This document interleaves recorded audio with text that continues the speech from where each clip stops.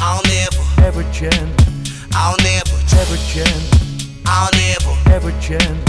I'll never Ever change. I'll never Ever change. I'll never Ever change. I'll never Ever change.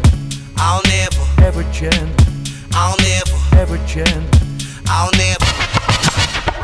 Still tall, dark, smart, still God driving my life while I play my part. Living, maintain a go-getter attitude. Slave for wherever I'm at is cool.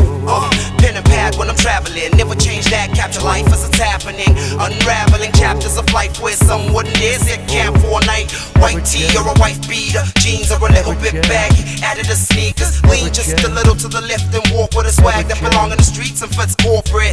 I ain't changing a thing, the same values. I'm bringing that thing that they ain't had since back when the niggas that rap with red caps flip backwards, dope high tops and ghetto blasters. Classic, I shouldn't rap this. I should be conducting the orchestra in Nebraska. Too hot to be plastic. I should be sent to cool off in Alaska. Yeah, still driven by passion, still sick with the girls. Melly-Mel mansion, chill nigga for real. Heavy with the fashion, spark up a J and then I pass it. I'll never change. I'll never change. Music runs deep within my veins. I was born into a house full of vinyls and cassettes. My dad was a radio DJ. And so I just sat around with a whole bunch of vinyls and tapes that I'd listened to. I didn't even know what genre was. So I just got like an overall understanding of music. In 2001, I was in varsity, dropped out, and I think that dropout caused me to find music. And when music came to me, it gave me the channel to be able to express everything that I'd been feeling. Later on, I started featuring with the band called Voodoo Child. Some of the best times of my life were with Voodoo Child. We did lots of shows, we did lots of festivals, concerts, tours, you know.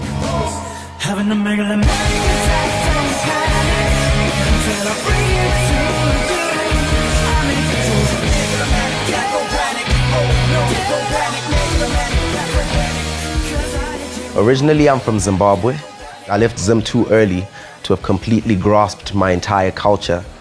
And I came to South Africa too late to learn all the cultures here and know them well enough to make them my own. So for a while, I went by the name Anonymous. When I was Anonymous, I was doing what I can do, what I'm able to do very well, but it wasn't for me. I was doing it because it was asked of me, you know. I was pretty much displaying my skill and trying to cement my mark in the game, you know. I pretty much started making music to make what I'd like to hear.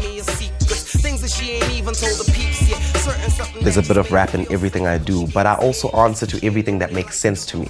I experiment with dubstep, drum and bass, rock. You're gonna get everything fused with a bit of a tribal twist to it. It's got to have an African stamp on it, just so that it can identify with our roots and our stories and our situations. It's heavy in the drums.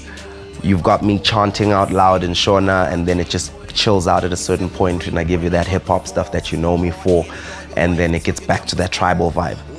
It's just an eclectic package of music. My music is like a page in a diary. You know, people would write their stories in their diaries. I write songs. I document it, and when I hear it back, I'm happy. Until people started pushing me to do an album. And I'd never really thought of it. This has just been a documentation of my journey. I just came to the realization that I am who I am, hence Melly-Mel. That is really just who I am. It feels comfortable, and the music that I can make under that can truly be me without looking for acceptance, just sharing my views. This is a time in my life where I want to put an album together, and I think I'm ready to share the pages in my diary with the masses. Gained the whole world for the price of your soul. Traded that in for remarkable flows and the #1 spot on the charts. You wanna be hot? Slow down, cause it's easy to flop. Take time, make sure that the reason you want it is pure. Let go, stop, repeat.